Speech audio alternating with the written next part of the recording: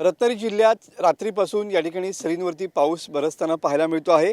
काल दिवसभर पावसाची धुवाधार बॅटिंग या ठिकाणी सुरू होती। खास करून किनारपट्टी भागात 30 ते 40 किलोमीटर वेगाने वारे वाहत होते। आज देखील रात्रीपासून थोडीफार पावसाने जरी विश्रांती घेतली असली तरी पण काल झालेल्या दमदार पावसामुळे या ठिकाणी जिल्ह्यातल्या नद्या ज्या आहेत त्या दुथडी भरून वाहताना पाहायला मिळत आहेत। आपण सध्या काजई नदीच्या संगमावरती आहोत आणि तुम्ही बघू शकता की या ठिकाणी काजई नदीचं सुद्धा पात्र हे विस्तीर्ण झालेलं पाहायला मिळत आहे। काजई नदी सध्या दुथडी भरून या ठिकाणी वाहताना पाहायला मिळते। तर सध्या जिल्ह्यातील इतर नद्या सुद्धा दुथडी भरून वाहताना पाहायला मिळत आहेत। खेडची जगबुडी नदी सुद्धा सध्या इशारा पातळीवरती आहे। तर वाशिष्ठी, सोनवी, शास्त्री, कोदवली, बाव नदी या नद्या सुद्धा सध्या दुथडी भरून या ठिकाणी वाहताना पाहायला मिळत आहेत।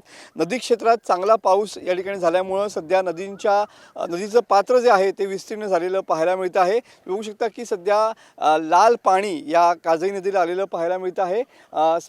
सकाळची वेळ आहे, सकाळी थोडीफार पावसाने सध्या विश्रांती घेतली असली तरी पण गेले काही दिवस पावसाचा मुक्काम हा कोकणामध्ये कायम आहे। मात्र पुढचे 2 दिवस अशाच पद्धतीनं हा मुक्काम वाढेल असा अंदाज हवामान खात्याने व्यक्त केलेला आहे। पुढचे 2 दिवस जिल्ह्यामध्ये मुसळधार ते अतिमुसळधार पाऊस होईल असा इशारा हवामान खात्याने दिलेला पाहायला मिळतोय। तर 6 जुलैपर्यंत या ठिकाणी हवामान विभागानं रत्नागिरी जिल्ह्यासाठी ऑरेंज अलर्ट दिलेला पाहायला मिळतोय।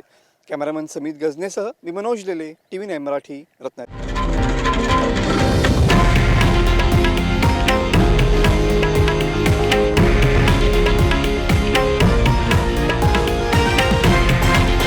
हे आहे देशातील नंबर 1 न्यूज नेटवर्क आणि आपण पाहत आहात TV9 मराठी, एकमेव।